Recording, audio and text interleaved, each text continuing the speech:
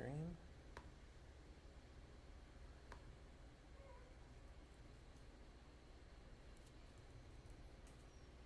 And as soon as Facebook sees it, there we go. Okay. All right. Let me just put a couple tags back in here. If it lets me.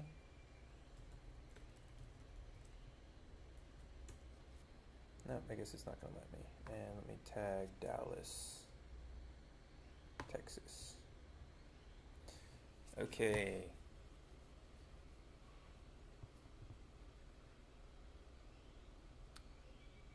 All right, I think we're live. Um,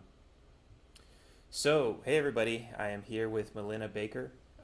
She is running for U.S. Congress in Texas, District 32, which is the northeast area of Dallas.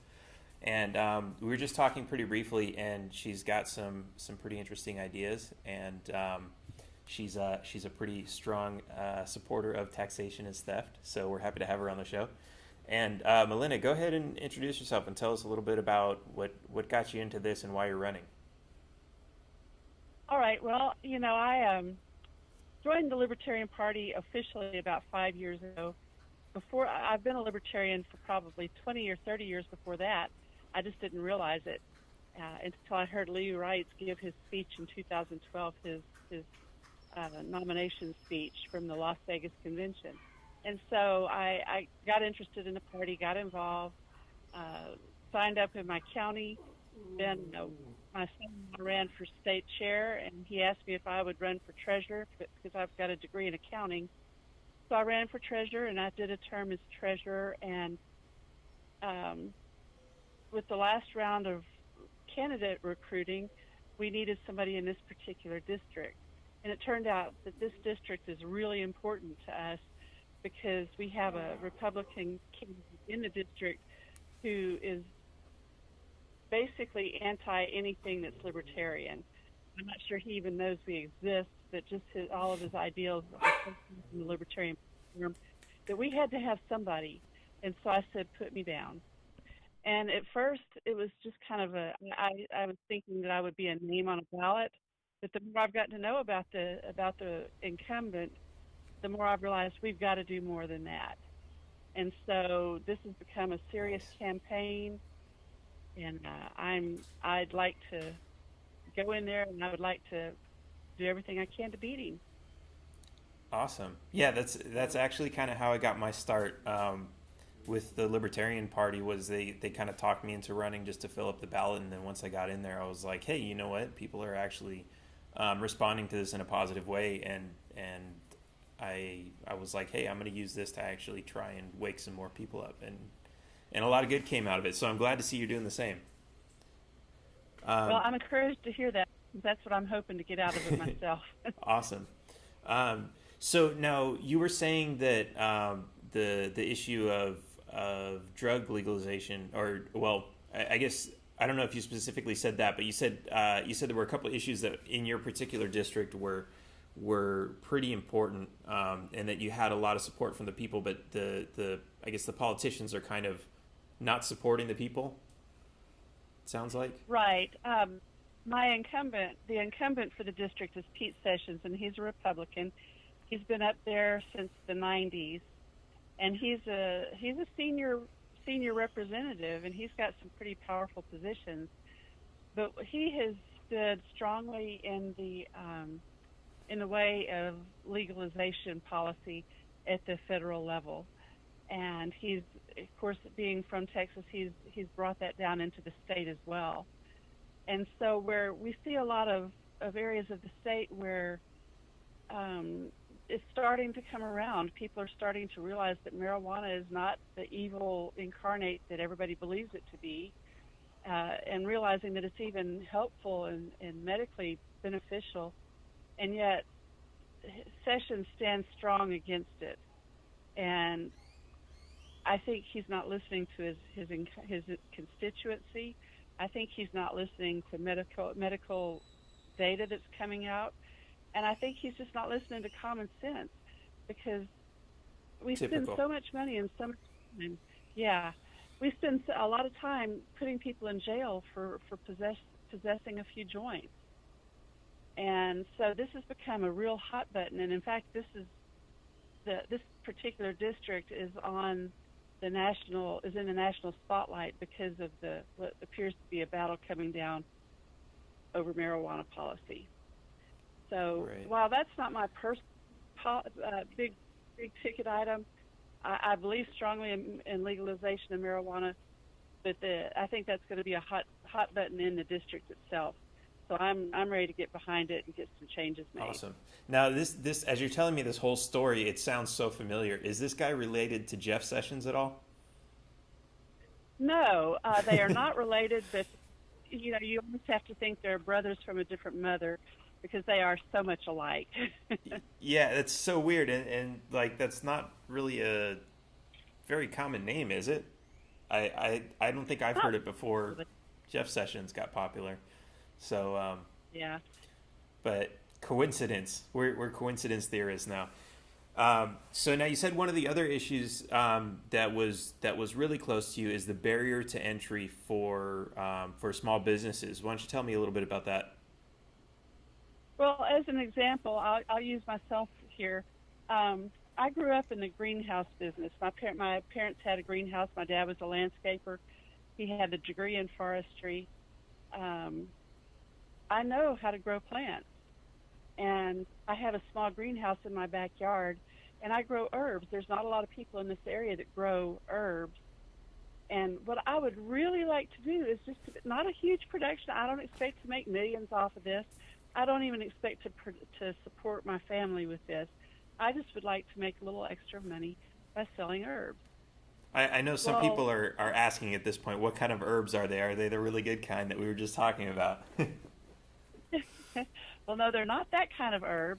Although if it was ever legalized, I certainly would try it and try to grow that because it grows really well around here. But I grow things like oregano and basil and stuff like that. Mm-hmm. But what I found was that for me to be able to, I thought, I'm going to take this little greenhouse and I'm just going to make it I'm going to make it legal. I'm going to make it a commercial operation. And I found that first of all, I had to get a permit from the county, and then I had to get, of course, a tax ID number, which you have to have that for just about everything you do.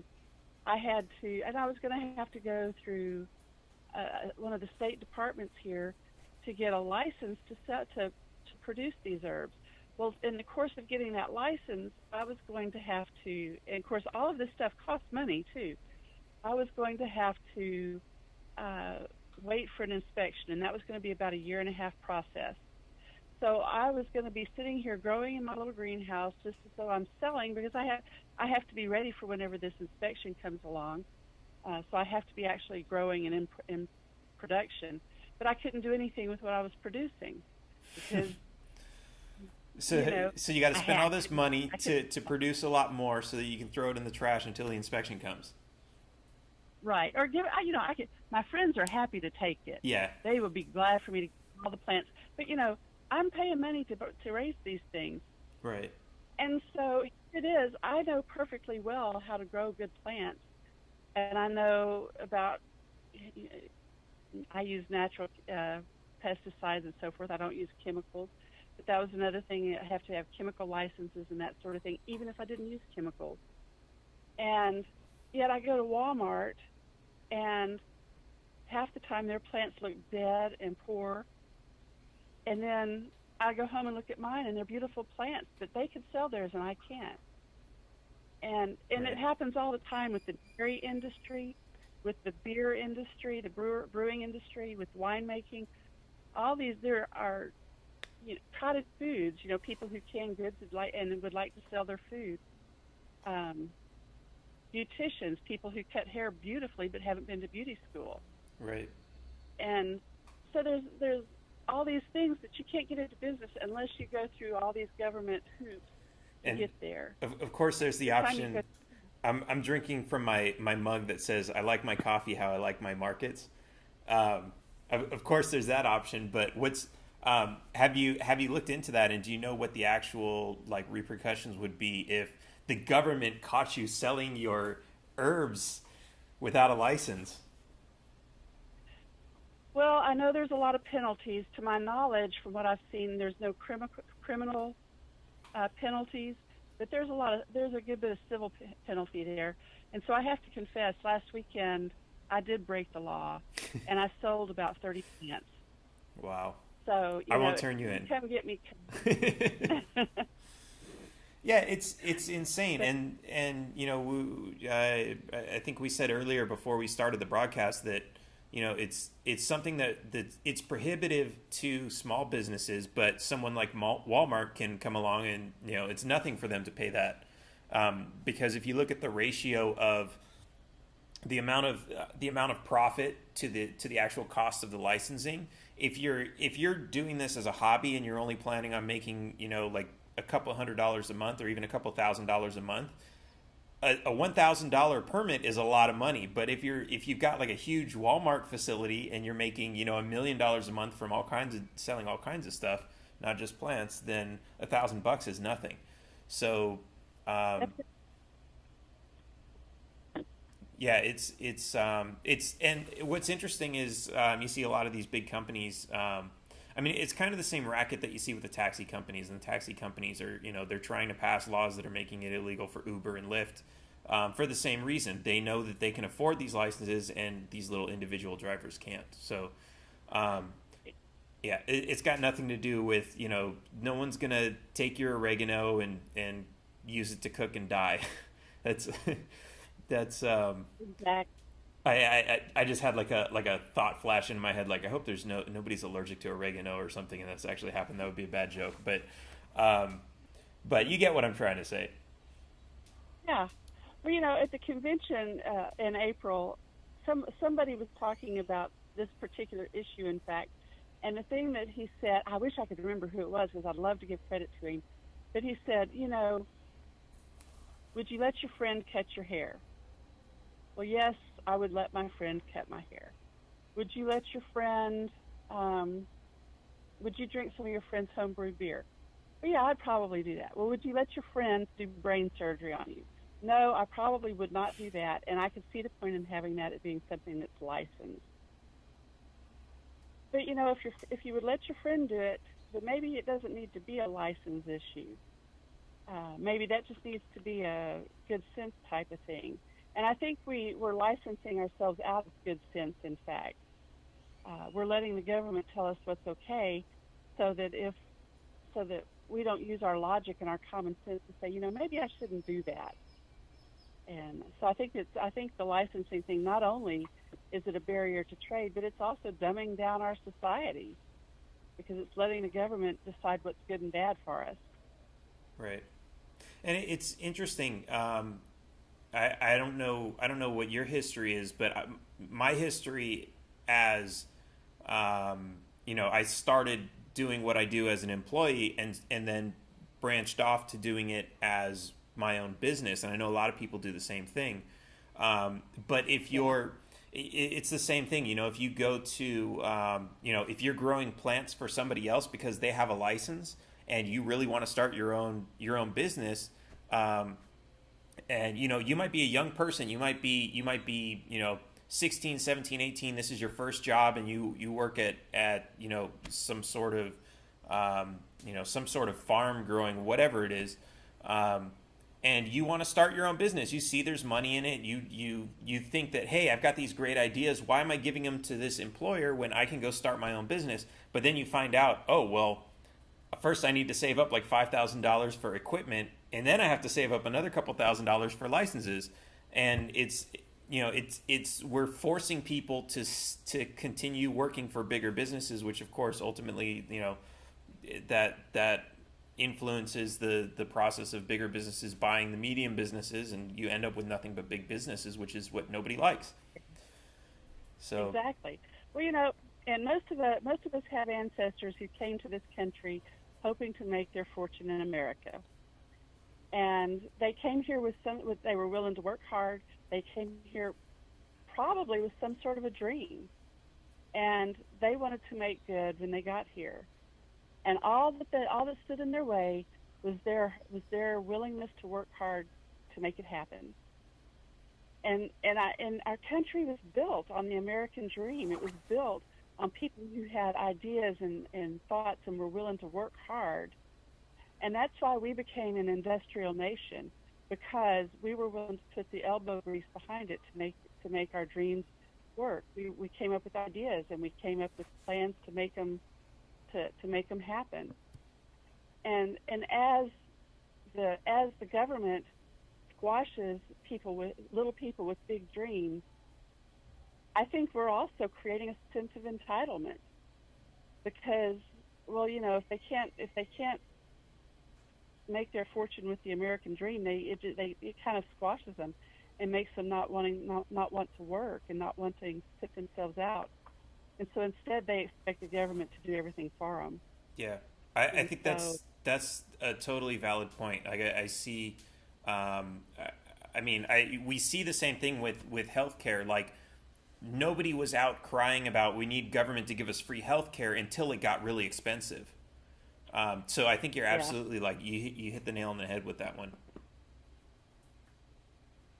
Well, I would love to see the return of the little man.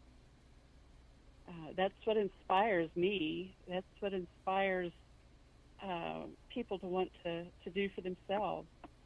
So I'm rooting for the little guy. Awesome. So there was something else that you mentioned that you said is a pretty big issue for you, and that's taxes. So other than licenses and those sort of things, tell me about taxes. What got you interested in fighting taxes?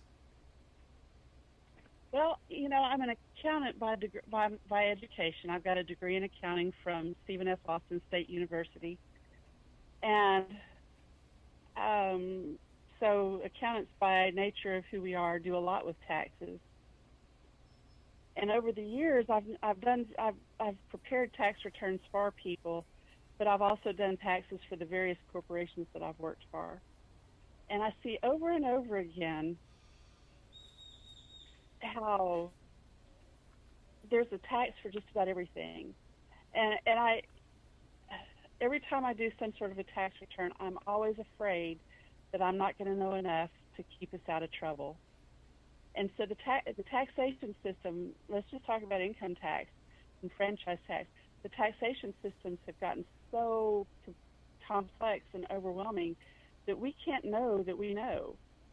And so, it's almost like the IRS is sitting there saying, okay, we've got all these complicated regulations and we've got endless resources behind us. Let's just sit here and wait for them to mess up. Yeah. And so people wind up in trouble, and the IRS doesn't play. They're big and they're tough. Right, and you got to sign every single one of those tax forms under penalty of perjury. Exactly. And I'm always fearful. Would I know if I perjured myself? I know that I don't intend to perjure myself, but I may perjure myself just by not knowing. And what's interesting about that is, and what a lot of people don't know is because we're kind of trained with this thought that ignorance is no excuse for the law. That's what they tell us all the time. When in fact, ignorance actually is an excuse for the law. It is a legal defense that can be used, and of course, it's usually on the government to prove what you did know, in order to say that you perjured yourself. So, I don't know particularly how that pertains exactly to tax forms, but I know in a lot of cases, it's not perjury if you really didn't know something. Yeah. But it's usually what that comes down to is, did you know that you accepted the money, or did you not know that you accepted the money, or did you not know that it was supposed to be taxed? Which is a completely different question. All different. That's right. Yeah. So I have to say, this is something that I've been talking about for the last couple of weeks, because I recently got back into this, but this is the way I got into the Libertarian Party was I got into a fight with the IRS many years back, and I started, trying to figure out, because I was already fighting traffic tickets, and I was like, maybe I can figure out a way to fight the IRS like this. And so I stumbled on this really great documentary called America, Freedom to Fascism, which then took me down the rabbit hole to this movement called the what is it, the tax, I can never remember the name, tax truth movement or tax honesty movement, Yeah. which I don't, have you heard of this? I haven't, but I'm interested. So this started out, this has been going on for 30 or 40 years. There are some people who they've basically, and so this is like, this is how, let me say this first. This is how I got to the Libertarian Party, and I kind of like lost the energy for it because I got so involved with the LP, but I'm kind of going back to this now, and I want everyone in the LP to know about this because this is so damn important. But basically, these guys have been fighting the IRS for many years, saying that there is no law that every person that the average American has to pay income tax, and Yeah. and what this started out as was, you know, just like some people doing research before the internet was around, and then it turned into some big players who actually worked at the special investigation units of the IRS were actually saying, hey, these guys are right, and so they ended up quitting and became a part of this movement. You're nodding your head. Is any of this like familiar? Have you heard some of it? Oh yeah, I have heard, that the income tax is not a legal tax. The amendment that enacted the income tax was never properly signed, and the Constitution prohibited this kind of a tax. And I don't know how, all of that being the case, that it could be perpetuated, but it is. So this is kind of, so I've stumbled on that same question because my question was, well, if there is no law, why wouldn't Congress just pass the new law and fix it, right? Well, Right. so to your point, yes, the 16th Amendment wasn't properly ratified, but even if it was, the Supreme Court said the 16th Amendment gave Congress no new taxing power, which means if income tax was unconstitutional before the 16th Amendment, it's still unconstitutional today. But what they did, and this I'm just kind of finding out now because I finally got like I finally got this book that's like really taking me through it. But now what they're saying is because it's unconstitutional, what they did is they created a constitutional income tax by imposing it only on basically non-U.S. citizens. And Yeah. so it's imposed on non-resident aliens. It's imposed on U.S. citizens with foreign income and foreign corporations. And of course, if you live in Guam or Puerto Rico or any of these places that are territories, they're properties of the United States, you're not U.S. citizens and you don't have U.S. citizen rights. So the tax is on you. And so what they've been able to do then is well, the tax is constitutional, it doesn't violate the Constitution, and then they just convince everybody, oh yeah, it says everybody this is imposed on everybody, but then if you start digging into the definition of everybody, it's not everybody. It's just kind of like a word game, and so a lot of people have been fighting this, and a lot of people have been quote unquote getting away with not paying their taxes because of this. So just because you've got an accounting background, I want to get you into this, and I really want to get everybody in the LP into this because taxation is theft, and it's even worse when it's this whole coercion racket. But I'm going to share some of that with you. Okay, I'd love to have it because I've had my own woes with the IRS, and I think everybody has to one degree or another. And as an accountant, I would love to have some ammunition for that, because I see on these returns that I do, I don't do any big corporation returns as far as what I do privately. I do just the little guy. I do little mom and pop businesses or elderly people. This year I did some international students returns, which were interesting in themselves. But every time I do a return, I see something that's just crazy unfair. Whether it's people who get $5,000 back in earned income credit and didn't pay in anything, which is unfair, or if it's somebody who they're barely missing out on tax opportunities because they just fall over or just fall under some particular threshold. and and just the whole mechanism of it, just it makes me sick every tax season. It just makes me sick. Yeah.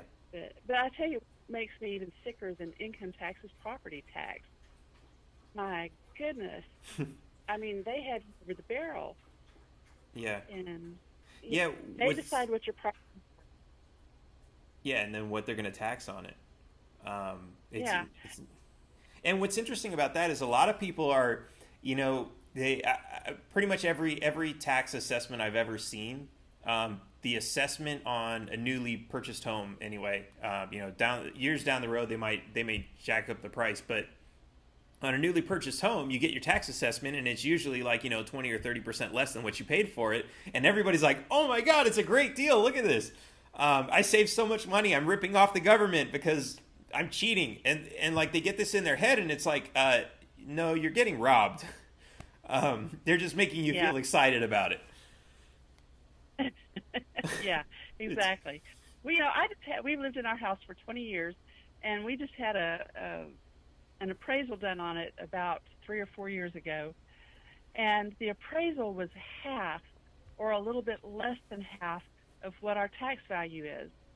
And I knew that was going to be. I was shocked that it was as low as it was compared to our tax rate. But it made me realize they're taking twice as much money from me as they should. And we're just about, our house is just about paid off, and yet it will never be ours because the county can always come and take it away right, because we don't pay that rate based on twice what our property is valued at. right. Now, And they there's tell you what, you can homestead it, but okay, that does a little bit, but not much. right, yeah, that saves you what 10 or 20%, something like that. Ex- But Yeah, but you're still paying, a few $100s a month, and something that I like to point out a lot because a lot of people don't realize this is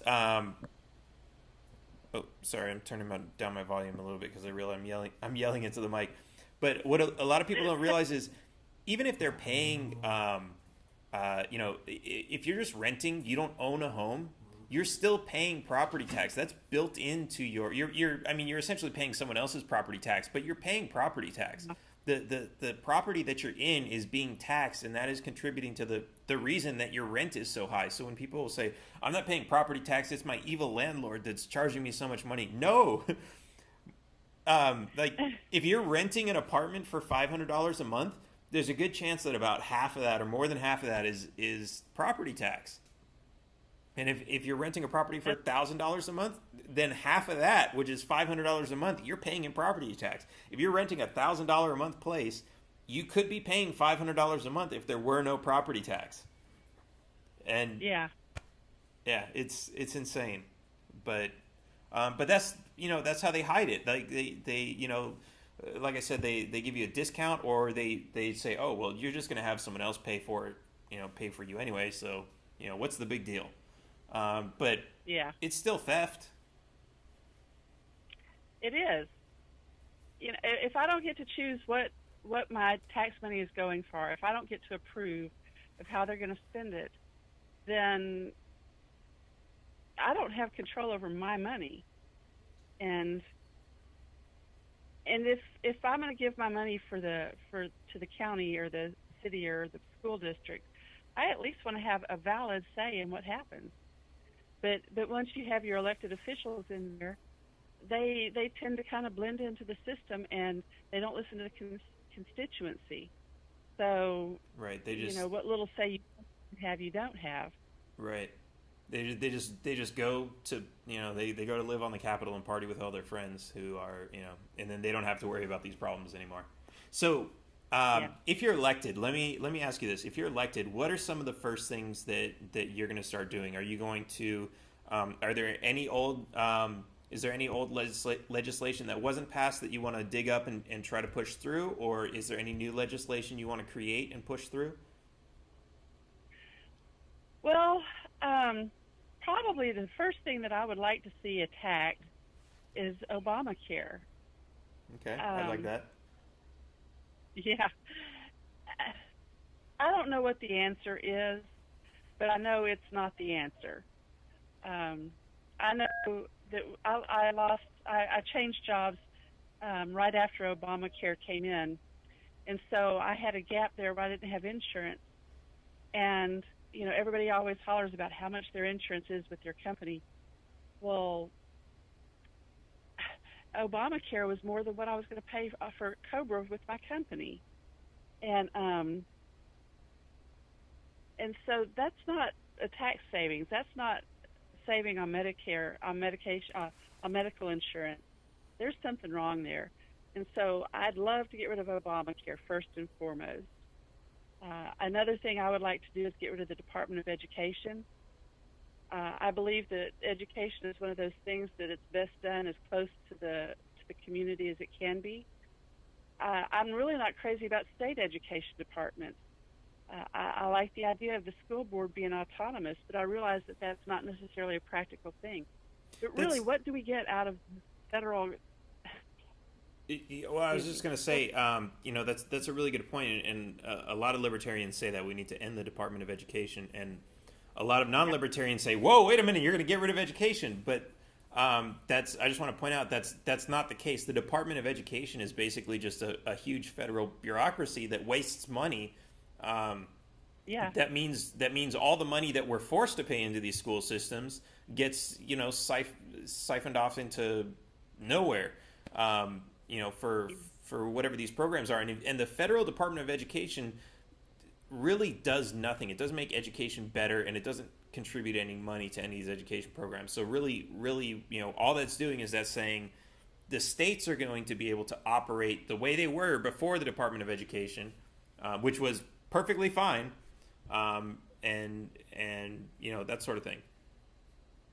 Yeah, well, in Texas, and I don't remember the exact numbers, but I've seen them several times.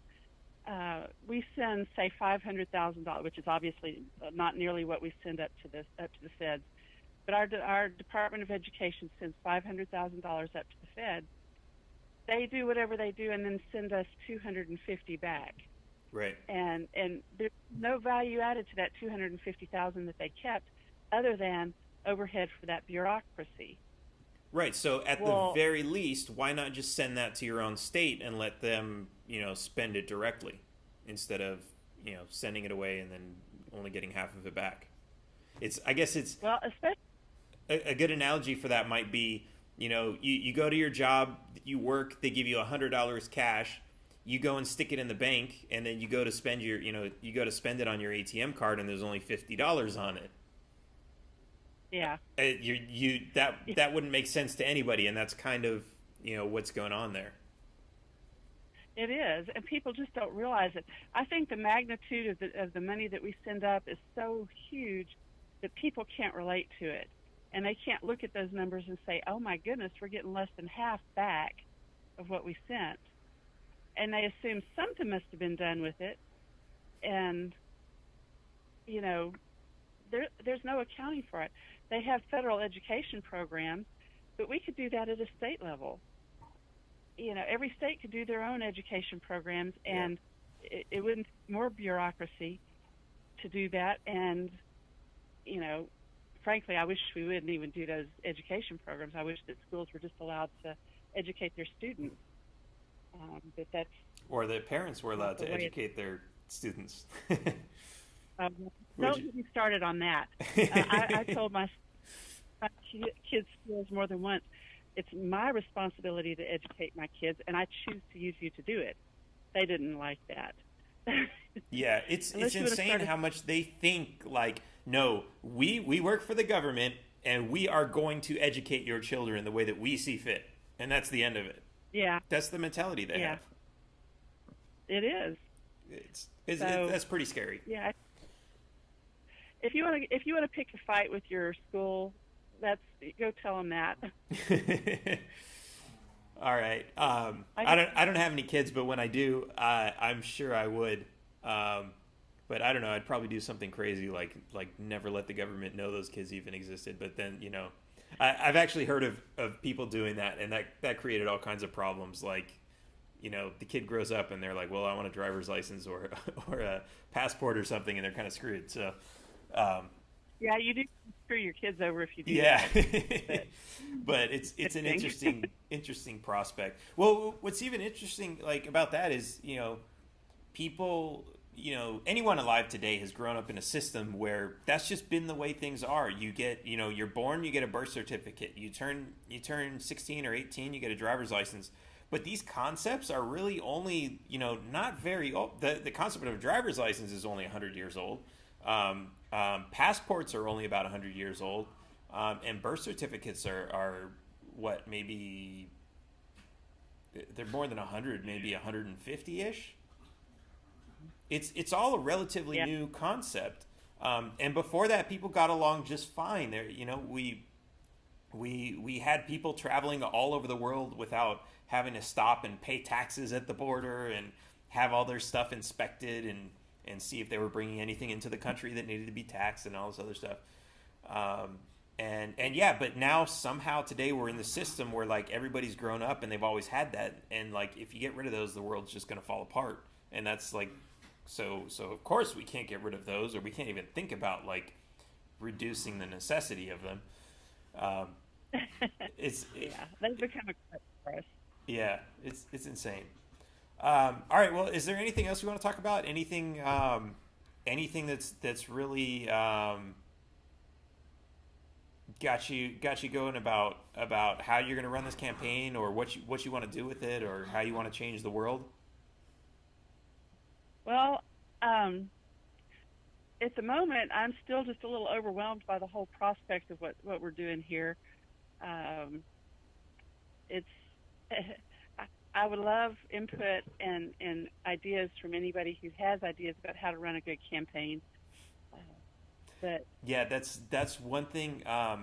So I first ran in 2014, which is about 4 years ago now. And well, I guess when I started my campaign, it was early 2014, and that was one. So since then, what I've noticed is a lot of people get interested in running, and especially in Texas. You've got LP Texas, who are really encouraging a lot of candidates to run. And then it's yeah, kind of like that's it. Like, okay, and then we're all kind of like, okay, what do we do? And they've got like their little campaign training sessions and everything, but yeah. there are some good people. I don't know if you've been working with Desiree in I the haven't been working, but we're okay. close. She's a close friend. Okay, yeah, definitely talk with her, because this is kind of it is a young party, so we're gonna have struggles with things like this. But as myself having the experience I have, I'm always sharing that with other candidates, and I'm happy to share that with you. And Desiree is working on building a program that's going to basically be able to help a lot of candidates. There's a guy out of Washington State, Michael Pickens. He's actually helped a lot of candidates all over the country, but I think he's got a little less time for that because he started actually a pretty successful cannabis business out there, and of course, um, that takes a lot of time to run. That's a full time job too. But there are some good people, so I'll see who I can connect you up with, because it is. And this is, I want to point this out too, because a lot of people might look at you and say, well, she doesn't even know how to run a campaign. What's she going to do in Congress? But this is like, this is something we need to understand. Like, that type of mentality is the reason that we elect career politicians into, like, to pass these laws. And it's not there's not going to be any career politician who's going to come along and say, oh, I really know how to run a campaign, but I'm an ordinary person and I'm going to represent you. That's not going to happen. Yeah, If you want somebody to represent you, you're gonna look for somebody like you who they haven't spent their entire life trying to go through political science in college and trying to learn how to run the most effective campaign. You're an ordinary person. You live in Texas. You've got your own business. You have a history of dealing with taxes, and you know how frustrating it can be from the perspective of the tax filer. So like, there's no excuse. There's like, it doesn't matter what kind of kickbacks like somebody's trying to give you. The tax system needs to be changed. You've got friends who've been arrested and imprisoned over marijuana. There's no excuse for this, and you're not gonna be someone who's gonna sit there and say, oh well, I took $100,000 from Jeff Sessions so that he could help me get elected, so that I could help push back against the drug laws. If you want a career politician, that's what you're going to get. But Melina is clearly a good person from Texas, and I think she's got her head on straight with a lot of the things that we talked about, everything that we've talked about. So you have my endorsement from Taxation is Theft, and I wish you the best, and definitely I hope you run a successful campaign. And I'm starting to tear up at the mouth. And I'm going to give you some resources, to help you however I can. And anybody else who's watching, if you want to support her campaign, do you have a website, or are you just using your Facebook page? Well, right now I just have a Facebook page, but I've got a website coming. On my Facebook page, I do have a PayPal link to shoot me a donation, and I would greatly appreciate it. In fact, can I just tell you real briefly, I did something stupid the other day. Kevin Hale in Dallas County is organizing a food drive in Dallas, Collin, Tarrant, and Denton counties, and I have precincts in both Dallas and Collin counties. And so I decided that I would go on up there and support the food drive and help out with collecting food and all. And I issued a challenge to all of the U.S. rep candidates in the state to see who of us could rally our districts to donate the most food to this campaign. And I said, and I'm going to start out by donating one item for every precinct in my district. And one of the longtime libertarians in Dallas County messaged on Facebook and said, "Do you mean all 209 precincts in your district?" So what was I going to do? Say, what? 209? No, I said, why, of course that's what I meant. So, if you want to just donate a little bit for the sake of my food drive collections, I will certainly put that for that particular effort, which, by the way, is a prime example of how libertarians should view social services. We privately should be supporting social services instead of giving money through our taxes to the government to do it. We can do a better job than they can. Well, except for the fact that it's illegal. I don't know if you've seen like all these police going around shutting down people giving out food, but yeah, it's it's back to big business, in this case the government, trying to prevent competition.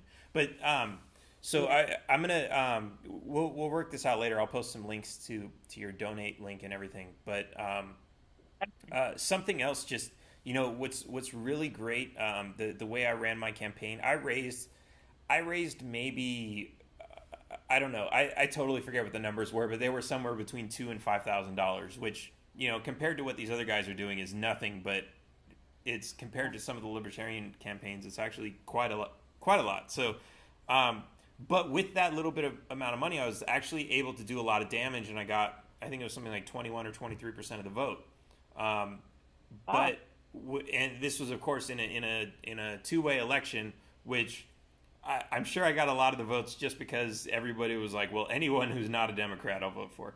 But at the same time, I did reach a lot of people, and how I was able to do this was not by raising donations, but by rallying volunteers. And I got a lot of volunteers to help me go around to all the neighborhoods.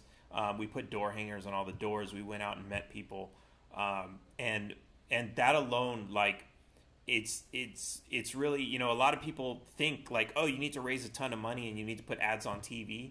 And, I know I was running for a smaller district than what you're running for. I was running for a Texas House district. So obviously you've got more area to cover, which makes it more difficult.